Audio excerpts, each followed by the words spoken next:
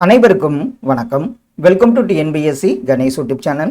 Friends, நம்ம டெட்டுக்காக social சயின்ஸிலிருந்து தினமும் 60 முக்கியமான கேள்விகளை பார்த்து வரோம். இன்று அந்த முக்கியமான 60 கேள்விகளை என்னங்கிறத பார்த்துடலாம். முதல் கேள்வி பாருங்க. குல்கர்னி என்று அழைக்கப்பட்டவர் யார்? மராத்திய நிர்வாகத்தில் குல்கர்னி என்று அழைக்கப்பட்டவர் யாருன்னு பார்த்தீங்கன்னா ஆன்சர் சரிதான், ஆவண காப்பாளர் ஆவார். குஜராத் மற்றும் மாலவத்தை முகலாய ஆதிக்கத்திலிருந்து விடுபட அவர்களுக்கு எதிராக போரை அறிவித்தவர் யார்?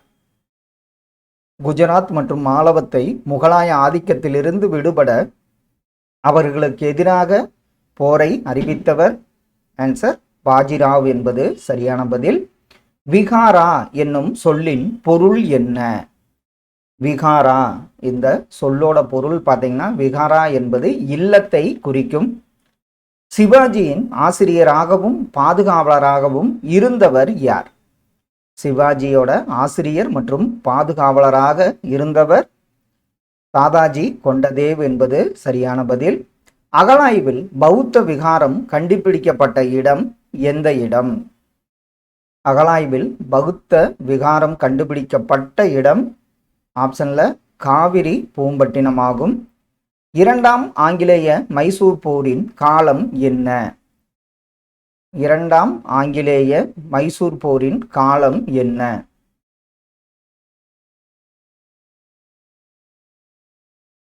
ஆன்சர் 1780 முதல் 1784 ஆண்டு வரை.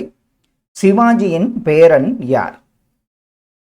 ஆப்ஷன்ல பாருங்க. சிவாஜியின் பேரன் யாருன்னு பார்த்தீங்கன்னா சாஹு என்பவர் சிவாஜியின் பேரனாவார். மூன்றாம் கர்நாடக போருக்கு தேவையான நிதியை வழங்கியவர் யார்? மூன்றாம் கர்நாடக போருக்கு தேவையான நிதியை வழங்கியவர் ஆப்ஷன்ல ராபர்ட் கிளைவ் என்பது சரியான பதில். எந்த நூற்றாண்டில் சமணத்தில் பெரும் பிளவு ஏற்பட்டது? எந்த நூற்றாண்டுல சமணத்தில் பெரும் பிளவு ஏற்பட்டதுன்னு பார்த்தீங்கன்னா 1ஆம் நூற்றாண்டிலேயே சமணத்தில் பெரும் பிளவு ஏற்பட்டது. ஆங்கிலேயரின் இந்திய நிர்வாக அமைப்பு எத்தனை நிறுவனங்களாக இயங்கியது? ஆங்கிலேயரின் இந்திய நிர்வாக அமைப்பு எத்தனை நிறுவனங்கள்னு பார்த்தீங்கன்னா 4 நிறுவனங்களாக இயங்கியது. சிவாஜியின் இராணுவத்தில் ஆரம்ப கட்டத்தில் அவருக்கு பக்கபலமாக இருந்தது எந்த படை? சிவாஜியின் இராணுவத்தில் ஆரம்ப கட்டத்தில் அவருக்கு பக்க பலமாக இருந்தது காலாட்படையாகும். வெல்லஸ்லி யாருடன் பசியின் உடன்படிக்கையை ஏற்படுத்தினார்? வெல்லஸ்லி யாருடன் பசியின் உடன்படிக்கையை ஏற்படுத்தினார் பார்த்தீங்கன்னா 2ஆம் பாஜிராவுடன். அடையாறு போர் நடைபெற்ற ஆண்டு எந்த ஆண்டு?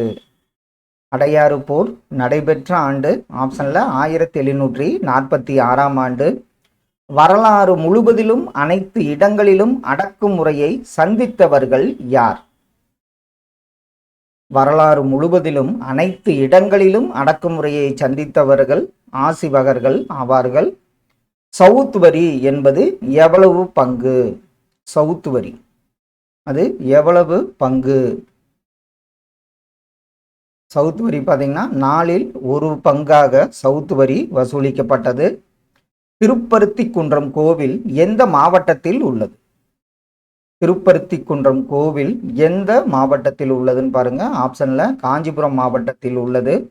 களப்பிரர்களால் ஆதரிக்கப்பட்ட மதம் எந்த மதம்? களப்பிரர்களால் ஆதரிக்கப்பட்ட மதம் சமண மதமாகும். மராத்தியரின் காலத்தில் பக்தி இலக்கியம் பரவிய இடம் எந்த இடம்? மராத்தியரின் காலத்தில் பக்தி இலக்கியம் பரவிய இடம் பார்த்தீங்கன்னா ஆப்ஷன்ல மகாராஷ்டிரா ஆகும். 2ஆம் பானிபட் போர் நடைபெற்ற ஆண்டு எந்த ஆண்டு? 2ஆம் பானிபட் போர் நடைபெற்ற ஆண்டு 1761ஆம் ஆண்டாகும். திபெத் சீன நாடுகளைச் சேர்ந்தவர்கள் பெரும் தாக்கத்தை ஏற்படுத்திய சமயம் எந்த சமயம்? திபெத் சீன நாடுகளை சேர்ந்தவர்களிடம் பெரும் தாக்கத்தை ஏற்படுத்திய சமயம் பௌத்தம் என்பது சரியான விடை. 1786இல் பதவியேற்ற ஆங்கிலேய தலைமை ஆளுநர் யார்? 1786 பதவியேற்ற ஆங்கிலேய தலைமை ஆளுநர் காரன் வாலிஸ் ஆவார். மராத்திய பிரதம மந்திரிகள் எவ்வாறு அழைக்கப்பட்டனர்? மராத்திய பிரதம மந்திரிகள் பார்த்தீங்கன்னா பேஷ்வா என்று அழைக்கப்பட்டனர். தலையணை பகுதி செதுக்கப்படாமல் உள்ள கற்படுக்கைகள் எங்கு காணப்படுகிறது? தலையணை பகுதிகள் செதுக்கப்படாமல் உள்ள கற்படுக்கைகள் காணப்படும் இடம் வேலூர் என்பது சரியான விடை. எந்த உடன்படிக்கையின் மூலம் முதல் கர்நாடக போர் முடிவுக்கு வந்தது? எந்த உடன்படிக்கையின் மூலம் முதல் கர்நாடக போர் முடிவுக்கு வந்ததுன்னு பார்த்தீங்கன்னா ஐலா காஃபேல் உடன்படிக்கையின் மூலம்தான் முதல் கர்நாடக போர் முடிவுக்கு வந்தது. மகாபாஷ்யா என்று அழைக்கப்படுவது என்ன? மகாபாஷ்யா என்று அழைக்கப்படுவது ஆப்ஷனில் ஒரு மாபெரும் முறை தான் மகாபாஷ்யா என்று அழைக்கப்பட்டது. கொரில்லா போர் முறைக்கு தலைவராக இருந்தவர் யார்? கொரில்லா போர் முறைக்கு தலைவர் அப்படின்னாவே சிவாஜி அவர்கள் ஞாபகம் வந்துருவார். மராத்தியர்களின் பேரரசு முடிந்த இடம் எந்த இடம்? மராத்தியர்களின் பேரரசு முடிந்த இடம் பார்த்தீங்கன்னா பானிபட் என்ற இடத்தில், அந்த பானிபட் போர் பானிபட்டில் முடிந்தது. அரிவர் கோவில் என்று அழைக்கப்படுவது எது? அரிவர் கோவில் என்று அழைக்கப்படுவது சித்தன்ன வாசலாகும். அரசியல் நிர்வாக சீர்திருத்தங்களை செய்தவர் யார்? அரசியல் நிர்வாக சீர்திருத்தங்களை செய்தவர் முகலாயர் காலத்தில் யாருன்னு பார்த்தீங்கன்னா அலாவுதீன் ஆவார். சிவாஜியின் ஆட்சி காலத்தில் கிராமங்கள் யாரால் நிர்வகிக்கப்பட்டது? சிவாஜியின் ஆட்சி காலத்தில் கிராமங்கள் பார்த்தீங்கன்னா தேஷ்முக் என்பவரால் நிர்வகிக்கப்பட்டது. எந்த போருக்கு பின் ஆங்கிலேய கிழக்கிந்திய கம்பெனி தலையாய சக்தியாக மாறத் தொடங்கியது? அது எந்த போர்? ஆப்ஷன்ல பார்த்தீங்கன்னா இரண்டாம் ஆங்கிலேய மராத்திய போருக்கு பின் தான் ஆங்கிலேய கிழக்கிந்திய கம்பெனி தலையாய சக்தியாக மாறத் தொடங்கியது. சூரத் ஒப்பந்தம் கையெழுத்தான ஆண்டு எந்த ஆண்டு? சூரத் ஒப்பந்தம் பார்த்தீங்கன்னா 1775 ஆண்டு கையெழுத்தானது. பிரெஞ்சுக்காரர்களால் சுதந்திர மரம் எங்கு நடப்பட்டது? பிரெஞ்சுக்காரர்களால் சுதந்திர மரம் நடப்பட்ட இடம் பாண்டிச்சேரி ஆகும். மகாராஷ்டிரத்தின் அரசன் என அழைக்கப்பட்டவர் யார்? மகாராஷ்டிரத்தின் அரசன் என்று அழைக்கப்பட்டவர் சாகு. ஹைதர் அலியின் ஆட்சிக்குட்பட்ட பிரெஞ்சு குடியேற்ற பகுதி எந்த பகுதி? ஹைதர் அலியின் ஆட்சிக்குட்பட்ட பிரெஞ்சு குடியேற்ற பகுதி ஆப்ஷன்ல மாஹி என்பது சரியான விடை. பிரெஞ்சு ஆளுநர் கோத்தேயு ஆங்கிலேயருடன் செய்து கொண்ட உடன்படிக்கை என்ன உடன்படிக்கை? பிரெஞ்சு ஆளுநர் கோத்தேயு ஆங்கிலேயருடன் செய்து கொண்ட உடன்படிக்கை பார்த்தீங்கன்னா பாண்டிச்சேரி உடன்படிக்கை ஆகும். இரட்டை ஆட்சி முறையை கொண்டு வந்தவர் யார்? ஆப்ஷன்ல இரட்டை ஆட்சி முறையை கொண்டு வந்தவர் ராபர்ட் கிளைவ் ஆவார். மிகவும் பழமையான பௌத்த சமய நூல் எந்த நூல்? மிகவும் பழமையான பௌத்த சமய நூல் பார்த்தீங்கன்னா பிகநிதயா என்ற நூலாகும். இலங்கையின் புகழ்பெற்ற வரலாற்று தொகுப்பு அல்லது தொகுப்புகள் யாவை? இலங்கையின் புகழ்பெற்ற வரலாற்று தொகுப்புகள் மகாவம்சம் மற்றும் தீபவம்சம். ஆப்ஷன் டி தான் இதற்கு சரியான விடை. பௌத்த துறவிகளின் விதிமுறைகள் கூறும் நூல் எந்த நூல்? பௌத்த துறவிகள் அவங்களுக்குன்னு விதிமுறைகள் இருக்கு, அதை பற்றி கூறும் நூல் வினய பிடகா என்ற நூலாகும். கெய்க்வாட் என்னும் மராத்திய குடும்பத்தின் தலைநகராக அமைந்த இடம் எந்த இடம்? கெய்க்வாட் என்னும் மராத்திய குடும்பத்தின் தலைநகராக அமைந்த இடம் ஆன்சர் சரிதான், பரோடா என்பதாகும். சாம்பாஜி என்பவர் யார்? சாம்பாஜி யாருன்னு பார்த்தீங்கன்னா சிவாஜியின் மகன் தான் சாம்பாஜி ஆவார். மத்த விலாச பிரகடனம் என்னும் நூலை எழுதியவர் யார்? மத்த விலாச பிரகடனம் என்னும் நூலை எழுதியவர் மகேந்திரவர்மன் என்பது சரியான விடை. சீவக சிந்தாமணியின் ஆசிரியர் யார்? சீவக சிந்தாமணியின் ஆசிரியர் திருத்தக்க தேவர் என்பது சரியான ஒன்று. சிவாஜியின் அரசியலில் 3வது வட்டத்தில் அவரின் பிரதான நோக்கமாக இருந்தது என்ன?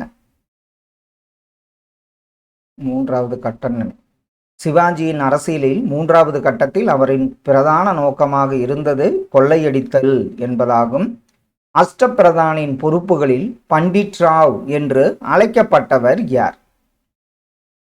அஷ்டபிரதானின் பொறுப்புகளில் பண்டிட் ராவ் என்று அழைக்கப்பட்டவர் தலைமை அர்ச்சகராவார். கழுகுமலை குடைவரை கோவிலை கட்டியவர் யார்? கழுகுமலை குடவரை கோவிலை கட்டியவர் ஆப்ஷன்ல பராந்தக நெடுஞ்சடையான் என்பது சரியான ஒன்று. சத்ரபதி என்னும் சொல்லுக்கு இணையான பொருள் அல்லது பொருள்கள் யாவை? சத்ரபதி அப்படின்னா சொல்லுக்கு பொருள் பார்த்தீங்கன்னா அரசன் என பொருள்படும்.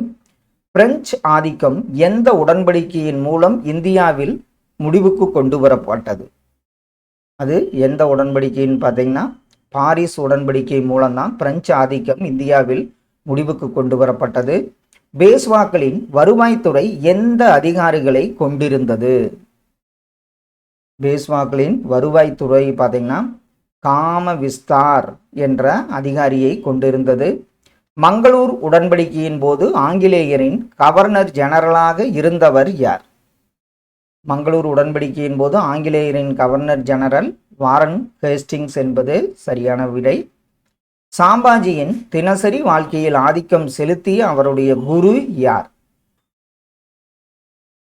சாம்பாஜி தினசரி வாழ்க்கையில் ஆதிக்கம் செலுத்திய அவருடைய குரு கவி காலாஸ் என்பது சரியான விடை. ஹைதர் அலிக்கு எதிரானவர் யார்? ஹைதர் அலிக்கு எதிரானவங்க இதில் பார்த்தீங்கன்னா மராத்தியர்கள், ஹைதராபாத் நிசாம், ஆங்கிலேயர் அனைவரும் என்பது சரியான விடை. பலி கொடுக்கும் வழிபாட்டு முறையை எதிர்த்தவர்கள் யாவர்? பலி கொடுக்கும் வழிபாட்டு முறையை புத்தர், மகாவீரர் இவங்க இருவருமே எதிர்த்தனர். எந்த வருடம் அஜந்தா ஓவியங்கள் தொல்லியல் துறையின் கீழ் வந்தது? அஜந்தா ஓவியங்கள் 1958ஆம் ஆண்டு தொல்லியல் துறையின் கீழ் வந்தது. சர்தேஸ் முகி வரி என்பது எவ்வளவு பங்கு? சர்தேஸ் முகி இந்த வரி பார்த்தீங்கன்னா 10ல் 1 பங்கு வசூலிக்கப்பட்டது. அசோகரின் பேரன் யார்? அசோகரின் பேரன் யாருன்னு பார்த்தீங்கன்னா தசரதா என்பது சரியான விடை. 22வது தீர்த்தங்கரர் யார்? ஆப்ஷன்ல 22வது தீர்த்தங்கரர் நேமிநாதர் என்பது சரியான விடை. மராத்தியர்களின் தனித்தன்மை வாய்ந்த பண்புகளுக்கு காரணம் என்ன? மராத்தியர்களின் தனித்தன்மை வாய்ந்த பண்புகளுக்கு காரணம் பார்த்தீங்கன்னா நாட்டினுடைய புவியியல் கூறுகள் என்பது சரியான விடை. டியூப்ளே என்பவர் யார்? டியூப்ளே பார்த்துருக்கோம். இவர் ஒரு பிரெஞ்சு ஆளுநராக இருந்தவராவார். ஃப்ரெண்ட்ஸ், இன்று எஸ்எஸ் ரிலேட்டடாக நம்ம ஒரு 60 கேள்விகள் பார்த்தோம். கண்டிப்பாக இதெல்லாம் உங்கள் ரிவிஷனுக்கு ரொம்ப யூஸ்ஃபுல்லாக இருக்குன்னு நம்புகிறோம். Thank you all.